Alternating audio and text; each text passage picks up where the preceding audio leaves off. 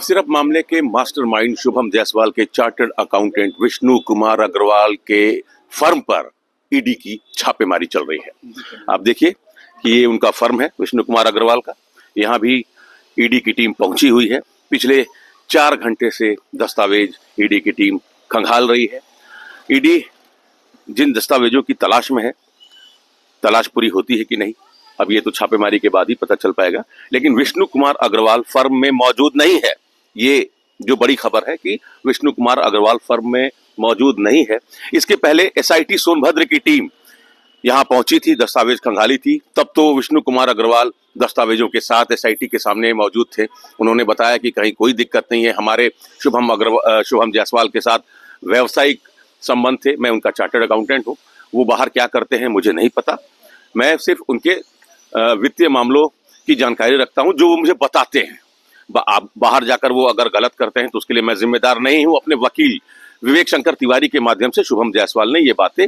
थोड़े में ज्यादा स्वाद यही तो है इसकी खास बात। वाओ मामा, क्या स्वाद है। अरे मेरे राजा, कही विष्णु कुमार अग्रवाल ने अपने वकील विवेक शंकर तिवारी के माध्यम से ये बातें मीडिया के सामने बताई थी कि इसमें मेरा कोई इन्वॉल्वमेंट नहीं है। मैं एक चार्टर्ड अकाउंटेंट हूं, मैं एक प्रोफेशनल आदमी हूं, शुभम जायसवाल का काम देखता हूं। ये बात सही है, लेकिन उनके किसी गलत काम से मेरा कोई लेना देना नहीं है। एसआईटी सोनभद्र को उन्होंने ये समझा दिया था। एसआईटी की टीम 2-2.5 घंटे रह के यहां से निकल गई। लेकिन आज पूरे देश में ईडी की कार्रवाई चल रही है और जब ईडी की टीम पहुंची तो विष्णु कुमार अग्रवाल का कहीं कोई अता पता नहीं है। पिछले 4 घंटे से इस फर्म के अंदर चूंकि रिस्ट्रिक्शन है, अंदर आप जा नहीं सकते हैं। विष्णु कुमार अग्रवाल नहीं है, जानकारी मिल रही है और लगातार ईडी की जांच चल रही है। बनारस में आधा दर्जन जगहों पर ईडी की कार्रवाई चल रही है। शुभम जायसवाल के 3 आवास, शुभम जायसवाल के खासम खास उनके सहयोगी देवेश जायसवाल और शुभम जायसवाल के चार्टर्ड अकाउंटेंट विष्णु कुमार अग्रवाल के यहाँ ईडी की छापेमारी चल रही है। पूरे देश में इस समय अलग अलग राज्यों में ईडी की कार्रवाई चल रही है। उत्तर प्रदेश के अलग अलग शहरों में कार्रवाई चल रही है। अब तक कोडीन युक्त कफ सिरप मामले में ईडी की ये सबसे बड़ी कार्रवाई है। क्योंकि शुभम जायसवाल को मौका दिया था ईडी ने, नोटिस चस्पा करके कि आप हफ्ते भर के अंदर आइए दस्तावेजों के साथ, अपने आधार पैन कार्ड के साथ आइए ईडी दफ्तर में। शुभम जायसवाल नहीं पहुंचा और उसके 3-4 दिन के बाद ये बड़ी कार्रवाई इस समय चल रही है।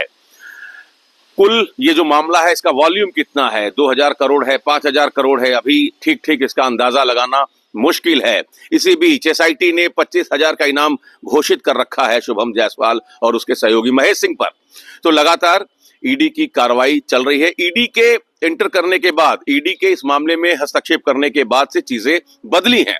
अब तक सब कुछ जो सहज लग रहा था वो सहज है नहीं। ये ईडी के हस्तक्षेप के बाद पता चला।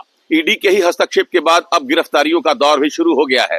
एसआईटी वाराणसी की टीम भी अब सक्रिय हो गई है। एक के बाद एक लगातार गिरफ्तारियां हो रही है। आधा दर्जन लोग अब तक गिरफ्तार किए गए हैं।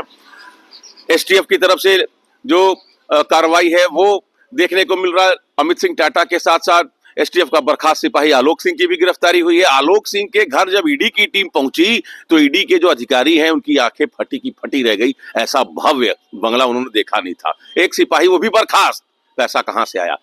अब ये बड़ा मुश्किल है कि ये जो 2000 करोड़ 5000 करोड़ का ये जो अमाउंट चल रहा है इसकी जानकारी कहां से मिली। ये बात सही है, ये हवाई आंकड़े हैं। लेकिन एसआईटी की तरफ से जो जानकारी मिली, एसआईटी वाराणसी ने जो 2 लोगों को गिरफ्तार किया और एसआईटी ने जो बताया कि 1-1.25 साल के अंदर 2 फर्म से 6 से 7 करोड़ रुपए का वारा न्यारा किया गया है। ऐसे 40 फर्म है जिनके खिलाफ मुकदमा दर्ज है। उत्तर प्रदेश में इनकी संख्या करीब 125 है। आप अनुमान लगाते जाइए, गुणागणित करते जाइए। झारखंड, बिहार, मध्य प्रदेश, उत्तराखंड, तमाम जगहों पर ये जो कफ सिरप का मामला है इसके तार फैले हुए हैं। और जानकारी तो ये भी मिल रही है कि मेरठ पुलिस को तलाश है आसिफ की। वो आसिफ जो ट्रक चलाता था, 2020 में वो एंटर किया इस धंधे में और उसके ऑस्ट्रेलिया और दुबई में होटल हैं। आप अनुमान लगाते रहिए। आंकड़े क्या हैं अभी ठीक बता पाना मुश्किल है। ईडी की कार्रवाई चल रही है।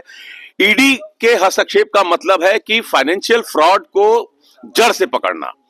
जिस एसआईटी को विष्णु कुमार अग्रवाल ने घुमा दिया था, एसआईटी को बहुत सहजता से जिसने बिठाकर और समझा दिया था, वही शख्स ईडी के आने के बाद कहां है, ये बड़ा सवाल है, क्योंकि 4-5 घंटे से कार्रवाई चल रही है, उनका कहीं कोई अता पता नहीं है। तो लगातार कफ सिरप मामले में ईडी की छापेमारी चल रही है। कफ सिरप मामले को लेकर केंद्र सरकार और उत्तर प्रदेश की सरकार, दोनों सरकारें गंभीर हैं। Amit Singh, TV 9 UP, Varanasi. अरे श्रीमती जी, कुछ तो सस्ता लो। नहीं श्रीमान जी, सब बढ़िया लो। इसमें क्या खास बात है? थोड़े में ज्यादा स्वाद, यही तो है इसकी खास बात। क्या स्वाद है? अरे मेरे राजा, राजा और प्योर मसाला।